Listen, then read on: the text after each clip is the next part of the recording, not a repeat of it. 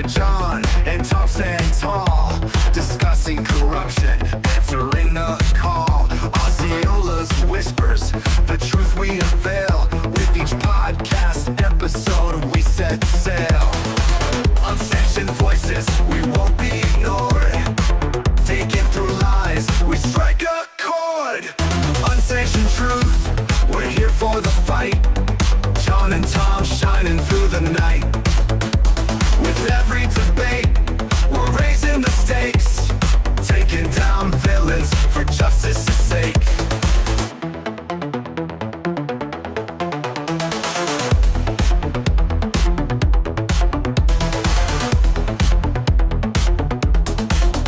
Politicians trembling, they know we're awake.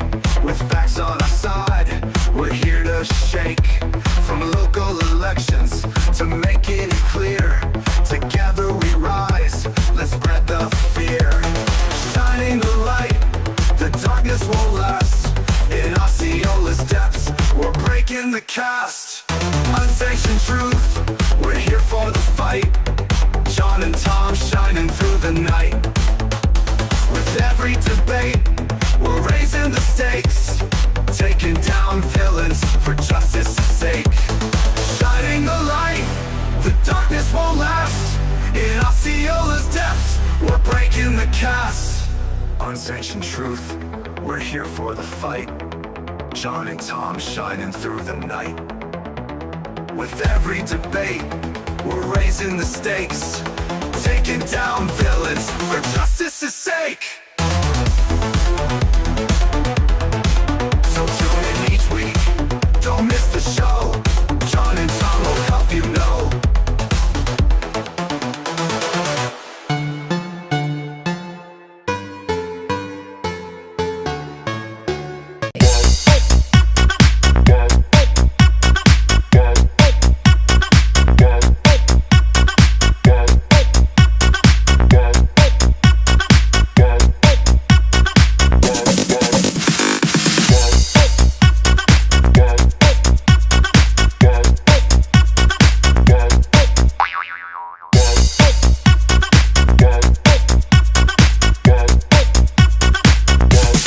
You can get some.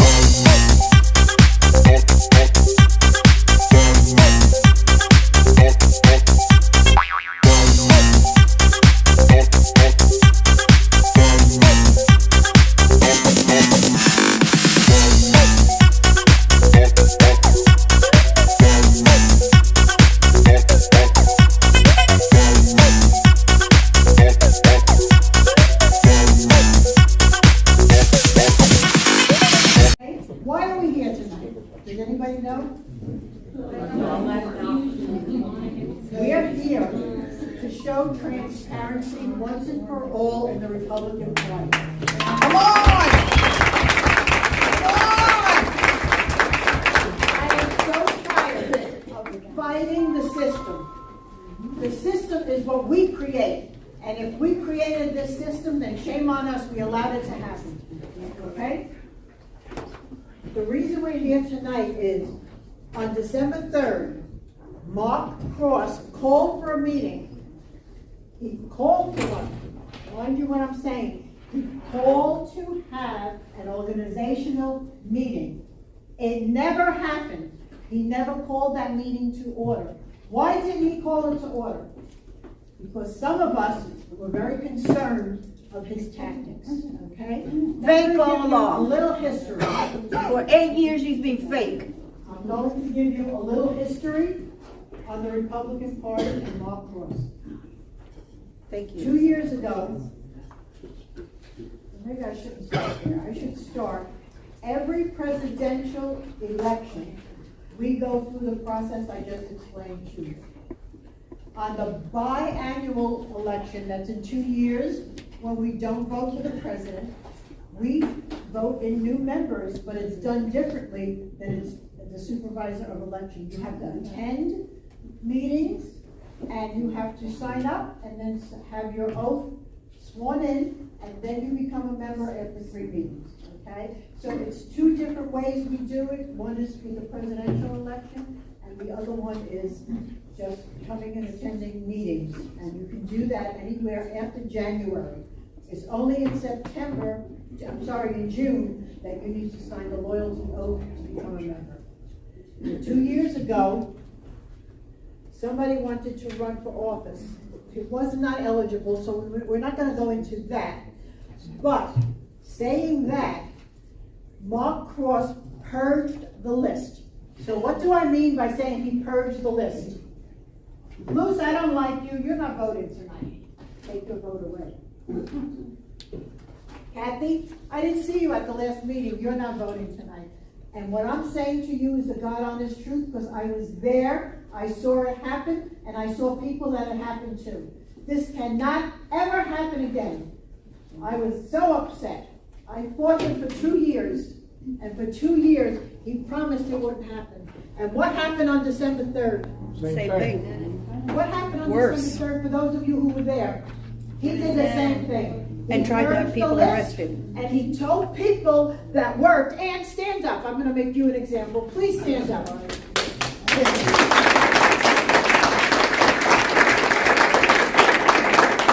is one of our crusaders. Ann worked at that headquarters every day. She went outside like a man, went up on ladders and hung signs. And do you know what they told her? You have to leave or the sheriff is gonna take you out. This is the thanks you get from our Republican Party, working yourself, I don't even know how many hours a day. Ask my husband, he'll get up 5 o'clock in the morning and he'll say, oh, you're doing your homework already? And it's the truth. You have to commit, and if you don't commit, you don't belong. Tonight I'm here because I committed. I didn't commit for a position, I committed for our area, our community. Yeah. Our community needs fairness. We need people that are gonna work together. I don't care what organization you belong to. If you have the same goals, then you belong working together. Come on. You don't belong separating people.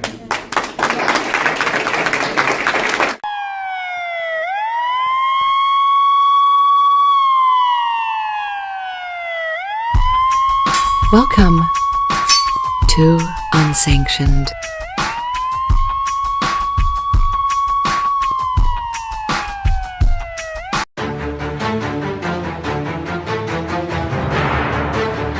All right, and we have another update of the War of the Elephants. Not really the War of the Elephants, like we said before. It is really America First, MAGA conservatives versus these rhinos up in Tallahassee. But with us right now, we have the newly elected chairman of the Osceola County Republican Executive Committee, and emphasis on the word elected, Jim Trautz. How you doing, Jim? Hey guys, how are you doing? Good. So, Hey, Jim. John, you want to give What's up, some background on what happened here? So, well, I think that we've covered it in depth to date, where essentially the RPOF, the Republican Party of Florida, under the leadership of Evan Power, has been essentially kicking people out. And it's been what we've been referring to as a Soviet-style purge, where they're taking, it doesn't matter who you are, what your role is, how much you've contributed. If you have any stance that is not lockstep with the RPOF leadership, then you are being purged from the party. At the same time, if you're a member of the FRA, you're also being attacked by the party. And that's basically the premise that they've used, the vehicle of a war between the FRA and the RPOF. And the reasoning for that is that the FRA has been very effective at two things. One is pushing for and combating legislation and putting pressure on legislators, which they resent. And two, they have been very effective at endorsing in the primary before RPOF can get involved, according to their own bylaws. Those two things created a situation that came to a head when the FRA endorsed President Trump over DeSantis, making it a very public split of the FRA from, let's say, the legislature, who was had their arm twisted to support DeSantis in the primary.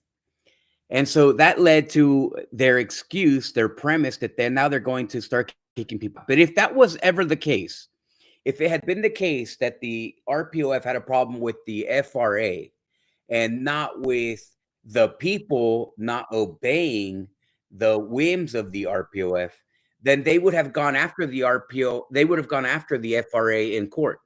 And they did not do that. They went after individual members across the state, affecting hundreds, if not thousands of people, including here in Osceola County, which we saw Mark Cross, who was the former chairman of the Osceola County Executive Committee, basically use the opportunity to purge people who did not support him being chair and continuing the uniparty swamp obedience. And so they purged people that were members, that were not members, people who had nothing to do with the FRA, people who had followed all their rules. And Jim Trautz, the current chairman of OCREC, is one of those examples. Jim Trautz did everything RPOF requested of him to do. And at the end of the day, they still tried to kick him out because they knew that Jim Trautz was running for chair. Now, this is the same thing that happened 2 years ago. I ran for chair. They purged all my supporters. They refused to allow any of my supporters to join the party. And the same thing kind of happened 2 years ago. So now Jim is running. He won the election. The election was held last week. And the election, it was a resounding success. It was handled properly.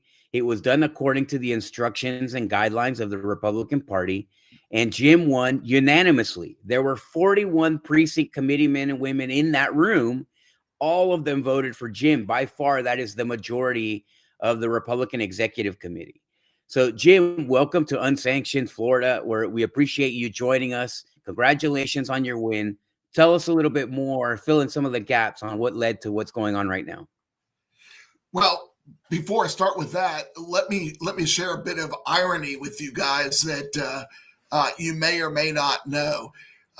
As you may know, the reason for the purge in the FRA was back in May of 2024, there was a rule that came out that said that any member who is associated with a group that uses the Republican name or the logo itself is subject to violation of RPOF rules and could be taken in front of the grievance committee, which is exactly what happened. There are a number of people, John, as you mentioned, that either were associated or were members or even weren't members, but got a letter anyhow saying that because of your association with the FRA and they use the word Republican, you're in violation of RPOF rules. Here's the irony. You just talked about how 2 years ago, what happened recently at the Osceola County elections happened just 2 years ago. And the guy that's in charge of all this is Mark Cross. At that same time, when they were doing then what they're doing now, Mark Cross, Tammy Celeste, and George Jacko created a company that is called, of all things, Osceola Republican Foundation. Now, I don't know what the reason for that company. I don't know what their purpose is or anything else, but I find it ironic that the tool that the RPOF is using is association with the FRA, and the reasoning for that is because they have the word Republican in their name. Yet there doesn't seem to be a problem with the very guy who's issuing these purge complaints, Mark Cross, from having a company that's called Osceola Republican Foundation. So it's the irony it does not escape me at all. That's really terrible. That's incredible. The hypocrisy shown by the Republican Party is incredible. Now they're welcoming Democrats. Here's the danger, like the strategic danger is that the party is welcoming Democrats left and right? They're encouraging Democrats to join the Republican Party. but they're kicking out the conservative elements of the Republican Party. And what does it tell you? That they're, they don't want to be Republicans. They want to be uniparty. They want to be this moderate. And I say, moderate is sometimes seen as a good or a bad thing, but they want to be a moderate is the wrong term. I think that they want to be a non-accountable. I think that's what it's really about. They don't want to be held accountable to any of the ideological preferences of the grassroots Trump voters who just shellacked the state. They painted the state red. It was not the GOP that had those victories. It was obviously the grassroots. And I mean, are they going to get away with it? What are the next steps? What are they going to do now? How do you see it going forward? So there's going to be a fight because Mark Cross, boy, he's a vindictive little guy, isn't he? Yeah. I mean, Yes, he is. This guy went out. It's interesting. First of all, after I was elected the other night, the one thing I made sure is that we reiterated was that the Republican Party has got one goal, and that goal is to elect Republican candidates. That's it. And every single person that was at that meeting has either knocked doors or phone banked or donated or gathered petitions or created an event or flag waved or did something to help some candidate along the way. Every single one of those people that are there are the core. Those people that are there are the workers of the party. Those are the people that make things work in Osceola County. Now, contrary to that, you've got the old establishment leadership who has done nothing, who has swapped positions between one person and another, who has supported and, in fact, openly endorsed Democrat candidates, contrary to the RPOF rules. And that's what you've got going on. So when we had this meeting that was scheduled, it was done in accordance, John, as you pointed out, with RPOF rules, with the timeline that was required, with proper notice given, all those things happen. Within minutes of Joanne Colano, who was actually standing in as chair for the old board, sent a note out. Mark Cross, who's nobody, went out with another text saying that, oh, don't do that. And I'm thinking to myself, why would somebody in an unpaid position who is no longer the chairman work so hard to try to subvert something that's so good with so many people? It just doesn't make sense to me. And yet that's exactly what happened. So those people that are there are excited. They're energized. They're ready to go. Our new board has already met.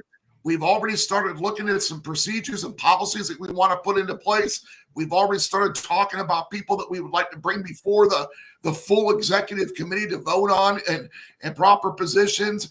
And man, we're ready to go. We want to do great things. But we can't do it when we've got these petty, subversive, little people in the way. And so the next step is to hold a meeting, to move forward.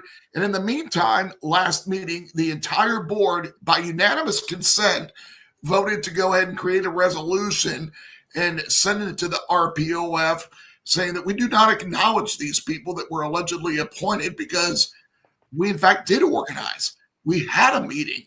It was done the proper way, and they were elected members by people of the REC. So we're going to keep moving forward. Doesn't matter what they do, what they say, what they think. We don't care.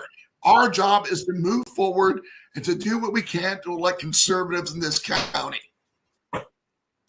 Yeah, it's crazy that they would try to. So the bylaws, from what I understand, say that you have to have an election by the 30th. Well, here's what it says. It says that you have to have an organizational meeting within 30 days after the people take office. They take office on 1 December. So 30 days is 31 December. The organizational meeting that we had was done on 30 December, while within the guidelines.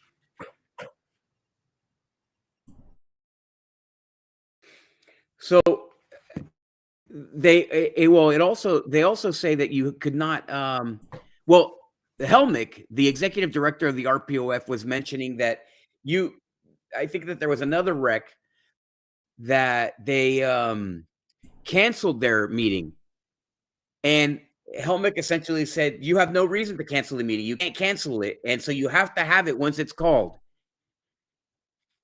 Secondarily, they were supposed to only appoint if, in case they did not have elections. We did That's have correct. elections, therefore they should withdraw their appointments. Yeah, all that is absolutely true. The reality is there never was a meeting. There was a meeting that was called, and now Helmick came out with a letter to one of the people inside the committee and said that it was disruptive. It wasn't disrupted by the members. It was disrupted by Mark Cross because he would not allow duly elected members in the meeting. That's right. He would not allow what the board voted on the night before. They voted on making sure that there was an open and transparent meeting. And when that didn't happen, a couple of the board members stood up and tried to make a point of order.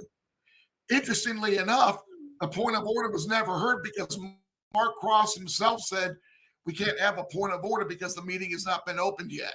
So he's reporting back to the RPOF that, we weren't able to organize because we didn't have a meeting. And he's citing a whole bunch of, frankly, untruthful lies to Evan Powers. Evan Powers is listening to what Mark Cross is saying. And so he's acting, I don't know, I guess he's acting the way that he thinks he should. But the reality is there never was a meeting that was open.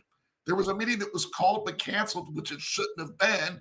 And at the end of the day, the reason why it was canceled is because Mark Cross disrupted the meeting, not the members that were there. So everything Evan Powers is hearing from Mark Cross is either a lie, it's a manipulation of the fact, or it's deceitful. One of those three. Now, Jim, Yeah. It's not just straight up wrong. Yeah, Jim, you had brought up the text message that was sent out on the day of that meeting that was sent out by Mark Cross. I want to bring this up on the screen real quick. We can all look at this text message that he sent out. He sent it out with the Republican Party of Osceola County logo. It says, REC members, FYI, the meeting Joanne, and he's talking about Joanne Colonna, who is the vice chair of the REC. The meeting Joanne is holding tonight is not an official Republican Party meeting. She has never been first vice chair. She was second vice chair. Her term expired on November 30th at 11:59 p.m. As such, Joanne has no authority to call or conduct a meeting. Joanne is misleading you. Her meeting has nothing to do with the Republican Party, will not be recognized by OCREC or RPOF. Furthermore, organizers, planners, and attendees may be subject to being removed from OCREC by the Grievance Committee, by the way, which he chairs. He's the chairman of the Grievance Committee. OCREC's next official meeting will be January 21st, 2025 at Elks Lodge, where we will be doing training sessions for new members. There's no OCREC meeting tonight. Thanks, Mark Cross. That is what he sent out. There's so many things wrong with that. It's not even, it's even hard to begin, Yeah. So what can the members do for, to make sure that the right thing ends up happening? What are you encouraging your members to do for the REC? And are they reaching out to the RPOF? What's going on? Well, what we're encouraging the members to do is to stay focused on the plan, stay focused on the mission.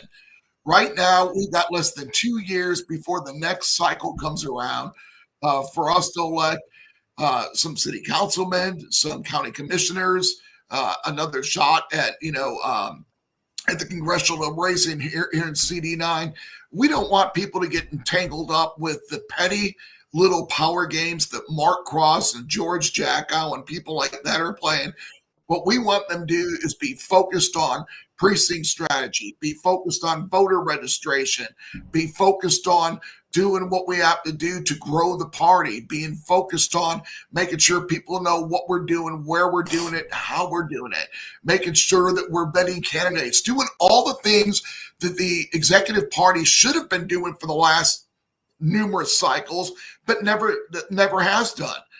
I'd like to point out this thing about this note that Mark Cross sent out. The RPOF's own rules say that you cannot be a chairman and you cannot be a state committeeman at the same time.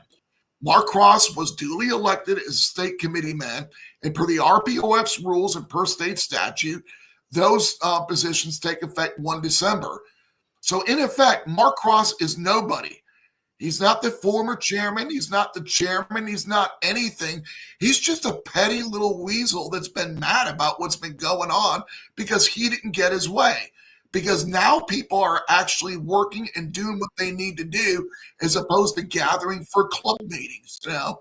And so, and again, this is not about him. All we want to do is elect conservative candidates, but we cannot let petty little guys who are more interested in power over principle get in the way of doing that. And every single thing that this guy has done has been subversive to the effort. It's been subversive to the people of Osceola County. And quite frankly, it's been subversive to the RPOF because this guy is feeding the people up in Tallahassee a bunch of lies and just a bunch of lies. So Jim, I have a question for you real quick. Sure. So on December 19th, Mark Cross sent out an email, and I think we all saw this email. It said, breaking news, due to the inability of the Osceola County to organize at this time, Evan Power, chairman of the Republican Party of Florida, hereby appoints the following people to serve on the board of the Osceola County Republican Executive Committee. And this is the shadow board that we were talking about. Supposedly, this is coming from Evan Power, that the new chairman is Joel Davis.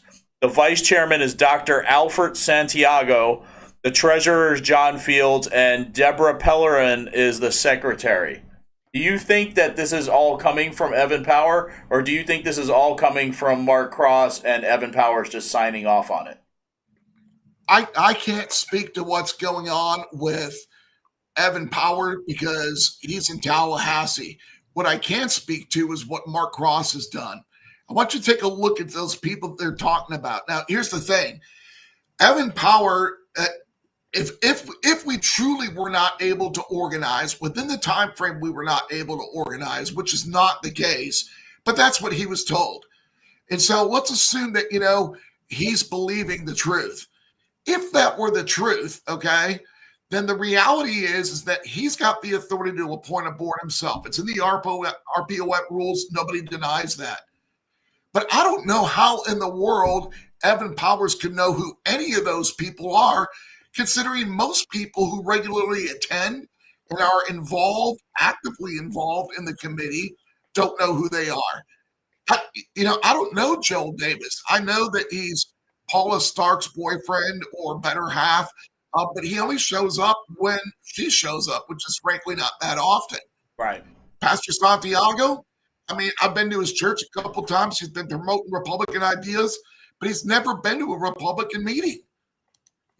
John Fields is the outgoing chairman. He's familiar with what's happening, so Evan Powers might know him. But as far as Debbie is concerned, she's Mark Cross's secretary. And you talk about putting somebody in a bad position. She's never been to a meeting that I can tell. And I've been to all of them, every single one except for one where we had a death in the family. Every single meeting. And, I've never seen Debbie there. Now, Debbie is Mark's secretary, or she works with Mark Cross. So she's in a horrible position. Mark says, I'm going to appoint you because Evan needs somebody. What's she going to do? Say no and get fired from her job? And if she says yes, she's in a position where she's having to do something she's never done in an organization that she's not familiar with. So I don't know whether Evan Powers is driving this or not. What I do know is that there's absolutely no way he knows any of these people, with the possible exception maybe of Joel, because he happens to be Paula Stark's better half. Yeah. Well, you know what, Jim? I agree with you. I believe that this is all being driven by Mark Cross, and I didn't know that Deborah Pellerin is his secretary. But I don't know if she's a secretary. I know that she works with him in some capacity. Yeah. Well, we did all receive this email just yesterday, I believe it was. Yesterday when we received this email, it says it's from Osceola Republican Party Chairman Joel Davis. Says 2025 is here. By the way, that picture, that is not how Joel Davis looks. That is a very old picture, probably about 20 years old, I'd say. But It looks like Mary Jane Arrington's picture. you know, some of us did some investigating on where this email came from, right, Jim? And this did not come from Joel Davis, did it? No, it actually came from Mark Cross from his URL. So again, we've got this petty little man interfering and playing power over principle. I mean, what in the world is Mark Cross doing sending out emails for Joel Davis? Okay. Yeah. And by the way, in that last text that you showed, Tom, about, you know, he received an email from Evan Powers, that thing was sent out literally minutes after Joanne had just reminded people that we were having our meeting. And the interesting thing is, I don't think anybody's seen an email from Evan Powers. Oh. So there's a couple things going from there. But, you know, getting back to this particular email, look, as chairman, I'm going to be sending out emails unless it's appropriate for the secretary or somebody else to send it out on our behalf. But if I have something to say, I'm going to take ownership of it. Mark Cross can't do that because Mark Cross is nobody. Yeah. And so here we've got Mark Cross, and the big concern of 90% of the people that are in the party is that they wanted a change in leadership. But what they wanted was a clean break, not because they thought Mark was a bad guy or anything else, but because we've been failures at what we're supposed to be doing. And so they wanted a change in leadership. Now, when they talk about a change in leadership, they're talking about a clean break, a new start. And that's exactly what happened with these last elections, okay? But what people were afraid of is that we would get a change in leadership and there would be a new board and Mark Cross would be controlling things from back behind the scenes. And there's an old saying that says, if you always do what you've always done, you'll always get what you've always had. So if you elect a new board and it's still being controlled by the same guy that was a failure at the last thing that he did, how could you possibly expect new results? And that's what people were afraid of. Well, and that's exactly what they're getting right now. You got this shadow board, which supposedly Joel Davis is chairman of. And what do you have going on? In the background, you got Mark Cross, you know, pulling all the puppet strings, sending out the emails, just acting as a puppet regime for a shadow board. I mean, it's just also unnecessary. And again, I have to ask why. What in the world is so important? Why is it so important for somebody to do something like that when all we want to do is just get busy with doing the right thing? Yeah. I think that's a good question is who is behind all this, right? Like I honestly, I know it's not Mark Cross. Mark Cross is a henchman. He's not a leader. He's not a general. He's a henchman. He always has been. You know, he can scheme. Don't get me wrong. It's within his capacity to scheme, but it is. I don't think that he has any real strong convictions. The man has been thrown out of the party twice, from what I understand. One time for potential or allegations of stealing money from the Republican Party. Then he comes back, and then he was a member of the Libertarian Party, the chairman of the Libertarian Party, and he got kicked out for endorsing a Libertarian over a Republican. Now he comes back and he's kicking everybody out because he got kicked out of the party in his past. And I think that, you know, but at the end of the day, there's got to be a tension or a reason for this, for him to destroy. And the same with George Jackow. George Jackow, who was the state committee man, just ruined his reputation in the community. He just absolutely destroyed any kind of looking like a good person here at all by insisting that the police at the last meeting arrest people, and then constantly trying to instigate problems where there were none. Yeah. We had him at a Flag Day event more than a year ago, and the guy, you know, was just creating a chaos. Yeah. You have to wonder at the end of the day, who are they working for is what I want to know. And I know that they're working for somebody. There's somebody behind them to do this. You know, it's not, I don't think it's for almost 280-year-old guys to try to do this. I mean, it's I don't know. I am very appreciative that some of the executive board members, Greg Fournier, and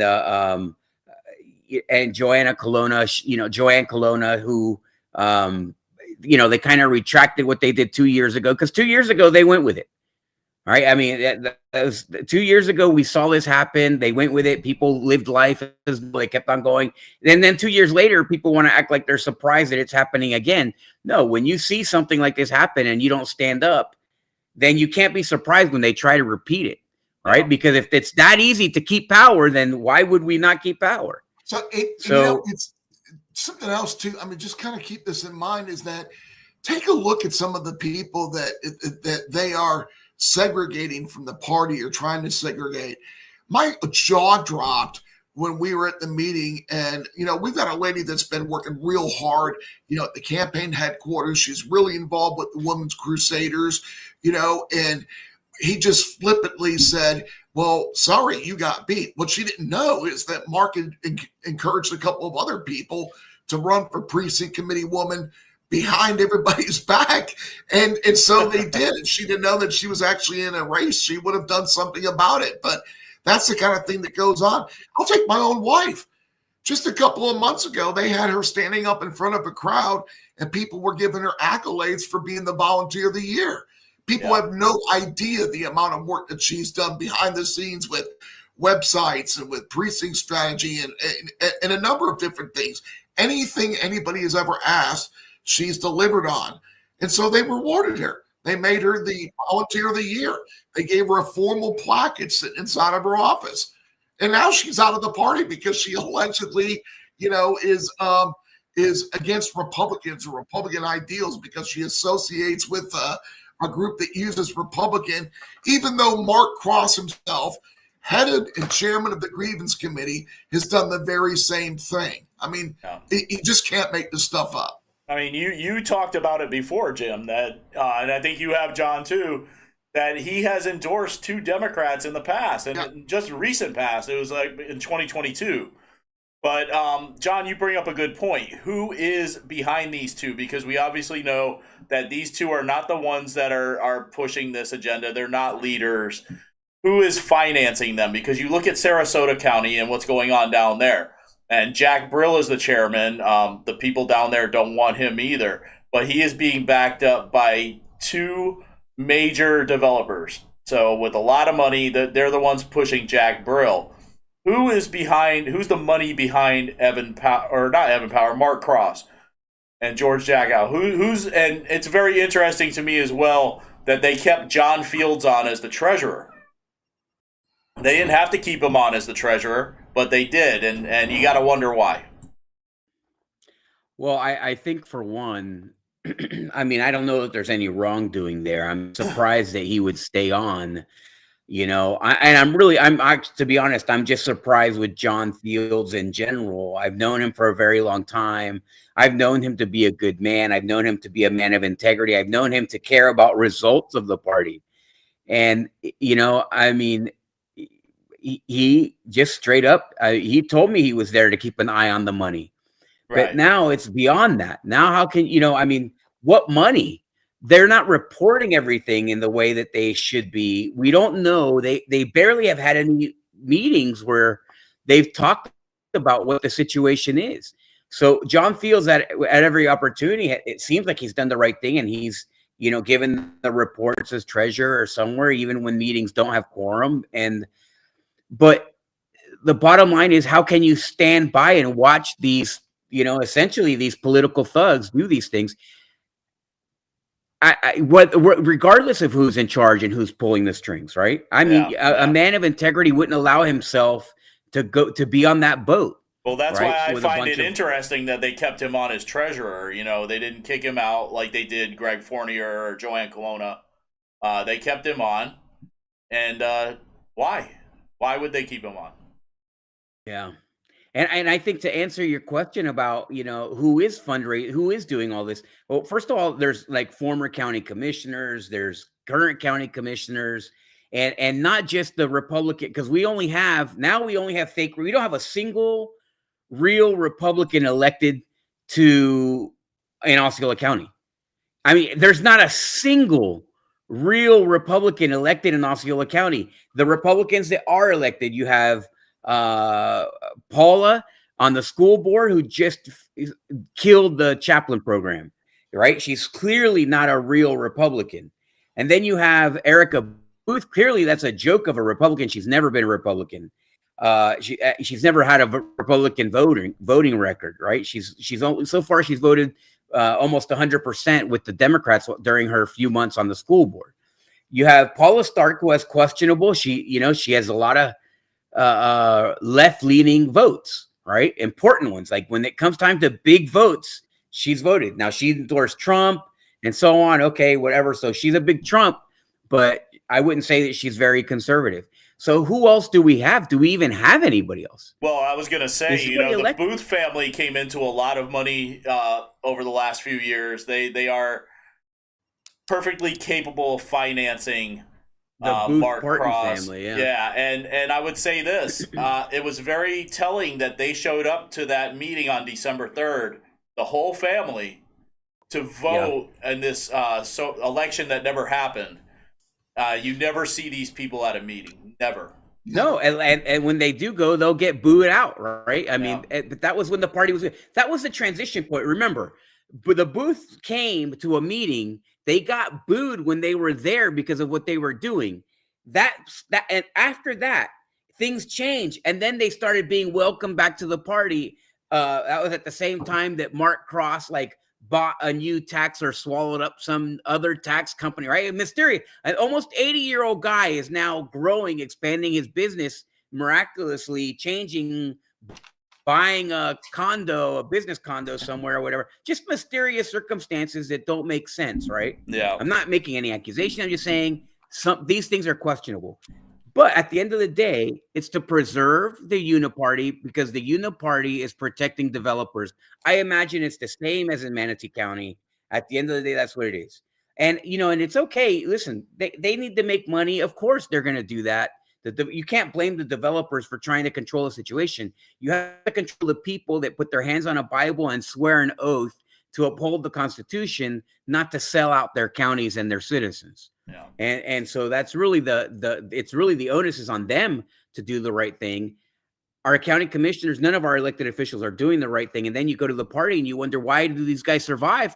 They survive because of Mark Cross. Yeah. Mark Cross is covering their six, and they can do all kinds of things, and they're not held accountable because you have people like Mark Cross in charge of the party, and they're not holding the elected officials accountable. I mean, it's obvious.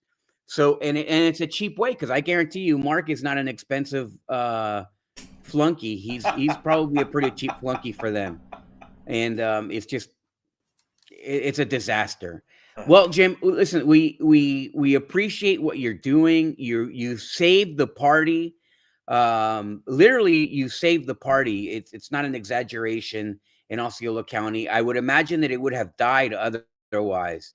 And so you basically were the phoenix that brought this party from the ashes, because I think that what would happen is everybody would leave. And I'm not so sure that RPOF cares about everybody leaving. They probably want everyone to leave. But at the end of the day, you saved the party. You deserve a lot of credit. I wish you well. I hope if there's got to be something that the 41 people can do and that people listening can do on your behalf. Let me just correct you on that. It was 41 people that ended up being 43 precinct committee men. But you'll recall there were a number of people that were not allowed to vote that were in the back of that room. No, there was we counted almost 70 people there. Yeah, and then we're talking about just the precinct committee men and women. Yeah, and there was another 8 to 10 that were not able to make it. So when we talk about true numbers from the OCREC, we're talking about 3/4 of the OCREC, So let me just share with you one closing thing, if you guys don't mind. Yeah. Number one, I didn't save anything. We did that. And, my hat's off to Joanne Kalana and Greg Fournier for having the moral courage to stand up and to do the right thing, because it really was important. And to all the people that were there, look, we don't want to fight with, the Mark Crosses of the world. We don't want to fight with the George Jackos of the world.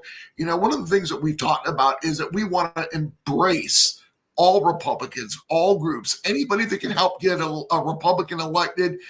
That's who we want in our tent. But we can't have this petty little, power games. It's almost like you're in high school. I liken this to, the popular cheerleader that, that's on the team just because, she's the pretty girl, and we can't have that anymore. We've got a bunch of people that are excited, that want to work, that are passionate, and we've got a lot of work to do in a short amount of time. So I hope that, these guys in the puppet regime and the shadow board, that they see through all this, and that somehow that, we can come together and work together, because that's my goal. I don't want to fight with anybody, but we're not going to run from a fight either. So I'm hopeful that they come to their senses. I'm hopeful that they realize that 3/4 of the group that is there is really wants to just continue forward, and that we can all work together. It's just a matter of whether we're willing to do so or not. Yeah, that's true. Jim, let me ask you, when is your OCREC meeting occurring? Well, we had planned it for the 21st because that's when it's supposed to be. We're just waiting right now. Here's one of the things that we're trying to do. We're trying to get out of the St. Cloud echo chamber because, in order to grow the party, you got to have a place where people can come to. And so we seem to have it at the most inopportune time, at the most inopportune place. So we're moving it around. Last time we had it in the library. We're hoping to have it at 1881 so it can be a little bit of a fun atmosphere and we can still do some business. And at the same time, we can help a local company. It's not going to cost anybody anything. It's going to cost us a very minimal amount to use it. We're just waiting for confirmation. So we're hoping to have it on the 21st. I think I'm going to have Joanne will probably send out a note, or I will when we've got it confirmed. But that's what we're planning on. Not because we're trying to create controversy or anything else, but because that's when it was supposed to be scheduled. We just haven't got the site yet. We didn't want to create controversy.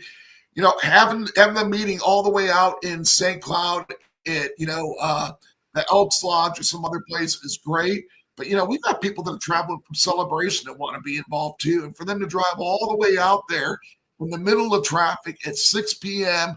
is just really difficult. So we're trying to change things up a little bit. Yeah, that makes sense. That makes sense, Jim. One other question for you.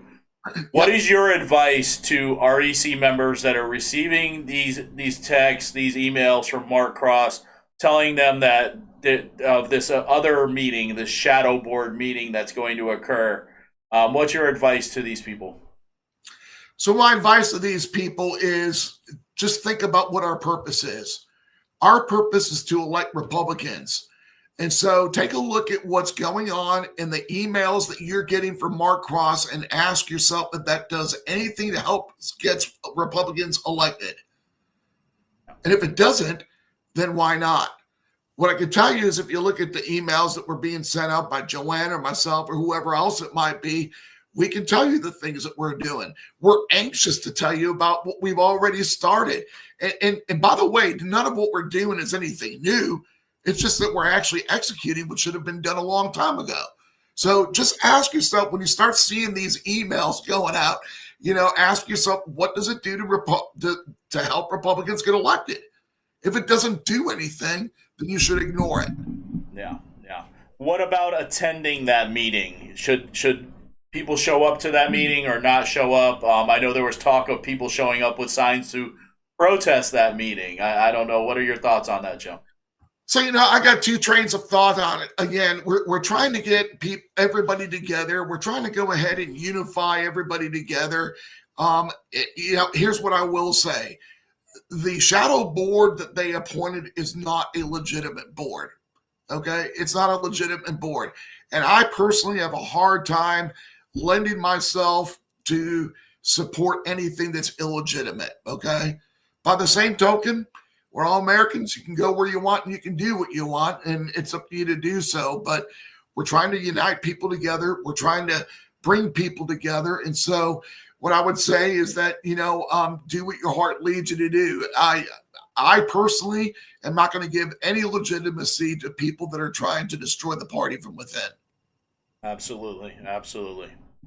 All right, Jim. Let me see something. I think Jon, he fell off. I don't know how or why, but I'm gonna see if I can bring him back real quick. If people needed to get a hold of you in any way, how would they do that? So my personal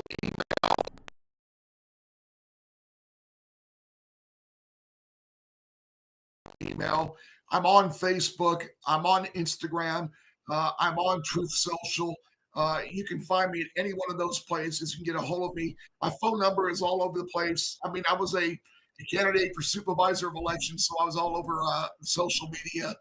I'm relatively easy to get a hold of, but you can email at that email address. All right, perfect, perfect. Like Jon said, yeah. And by the way, go ahead. No, I was just going to say, like Jon had said, I feel that you have done a great service to Republicans across Osceola County by taking this, on your shoulders and running with it. You are the person that the people wanted in this position, not anyone else, not Dr. Alfred Santiago, not Joel Davis. And I have no problem with either of those two men. But you are the one that the people wanted. Me neither. You are the one that the people wanted. And, I hope the best for you. I hope that you guys are able to stay on and don't face major backlash from the party. But who knows what's going on in Tallahassee right now? We have no idea. Well, I have a pretty good idea. I'm pretty sure it won't be easy. But honestly, Tom, to your credit and to Jon's credit, yeah, I think the most important thing is, and I have it all over the place. And at the bottom of is my tagline says, "You can never go wrong by doing the right thing." Yeah. And those 70 or so people that were at that meeting the other night, and the other 8 to 10 that were, unable to attend but interested, those are the people that really deserve the credit. Again, all they want to do is see Republicans elected. That's it. And they're willing to do what it takes to get there.